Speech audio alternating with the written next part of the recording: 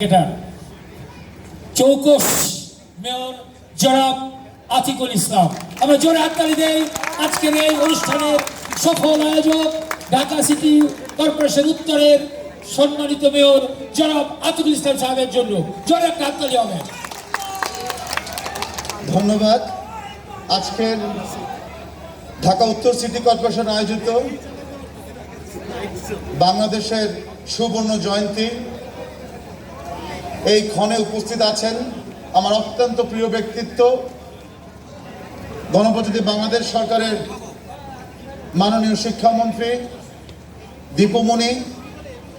উপস্থিত আছেন আমার ঢাকা উত্তর সিটি কর্পোরেশন। আমার ইলেকশনের সময় যে মানুষটি সকাল থেকে রাত অবধি পর্যন্ত খেটেছেন, বিভিন্ন এলাকায় গিয়েছেন আমার সাথে, আমার অত্যন্ত প্রিয়ভাজন ব্যক্তিত্ব জনাব মির্জা আজম, বাংলাদেশ আওয়ামী লীগের যুগ্ম সাধারণ সম্পাদক, এমপি, প্রাক্তন মন্ত্রী। উপস্থিত আছেন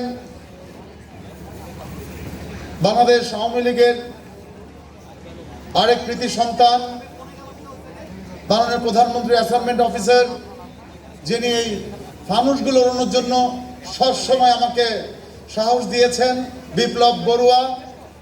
উপস্থিত আছেন আমাদের সকলের প্রিয় বিপদের বন্ধু ঢাকা মহানগর উত্তরের সম্মানিত সভাপতি বজলুর রহমান। উপস্থিত আছেন আমার সম্মানিত কাউন্সিলর বৃন্দ, আমার ঢাকা উত্তর সিটি কর্পোরেশনের সিও সহ সকল নেতৃবৃন্দ, কলিগরা, এবং বিশেষ করে বিভিন্ন অঞ্চল থেকে আগামীর ভবিষ্যৎ যারা যুবকরা, তাদের জন্য জোরসে একটি করতালি দিতে চাই। আমি 9টার থেকে তারা বসে আছে। আমি আজকে বক্তব্য দিব না, কারণ এরপরে আছে চিরকুটের আনন্দ ঘন একটি গানের পরিবেশ, এরপরে আছে আমাদের ফায়ার ওয়ার্কস, লাইট মিউজিক, অনেক কিছু আছে। এবং সাংবাদিক ভাই বোনেরা, স্বাধীনতা পেয়েছি আমরা 30 লক্ষ শহীদের রক্তের বিনিময়। স্বাধীনতা পেয়েছি 2 লক্ষ মা বোনের বীরাঙ্গনাদের। স্বাধীনতা পেয়েছি 4 জন আমাদের নেতা শহীদ হয়েছে জেলখানায়। 15 আগস্টে যারা নিহত হয়েছেন, জাতির জনক সহ ওরা পরিবারে যারা নিহত হয়েছেন, সবাই কিন্তু জীবন দিয়েছেন। জাতির জনক বারবার জেল খেটেছেন। মাননীয় প্রধানমন্ত্রী আমাকে বলেছেন, আতিক, আমি কোনো সময় জানি না আমার বাবাকে কি আমি তুমি বলবো নাকি আপনি বলবো। আমি বলি কেন? বলে আমি তো ওনাকে পাই নাই, কোনোদিন পান নাই জাতির জনককে আমাদের মাননীয় প্রধানমন্ত্রী শেখ হাসিনা।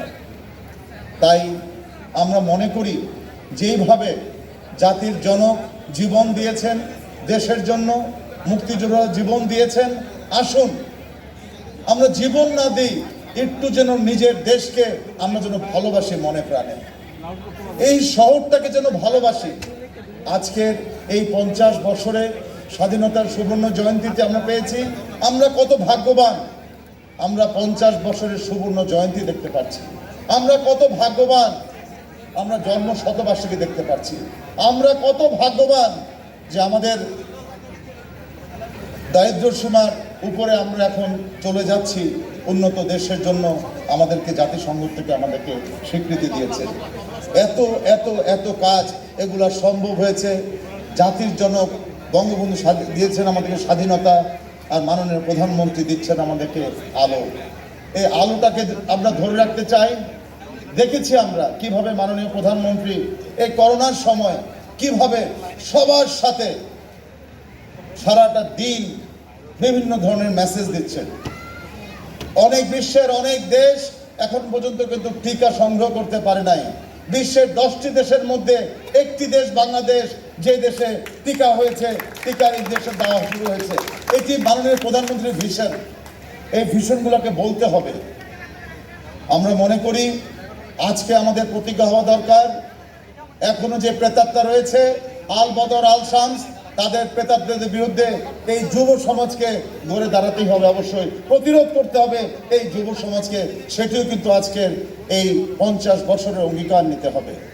আসুন আমরা মনে করি আজকে এই সিটি কর্পোরেশন একটি পরিবার, উত্তর সিটি কর্পোরেশন একটি পরিবার। আমি সবসময় বলি পরিবারের সুখ দুঃখ থাকে, কিন্তু আলটিমেটলি পরিবারের একজন নগর পিতা না হয়ে নগর সেবক হিসেবে বলতে পারি, যে কোনো সময় আপনাদের যে কোনো সমস্যা, আমরা একটা অ্যাপস খুলেছি, অ্যাপসের নাম হচ্ছে নগর অ্যাপস।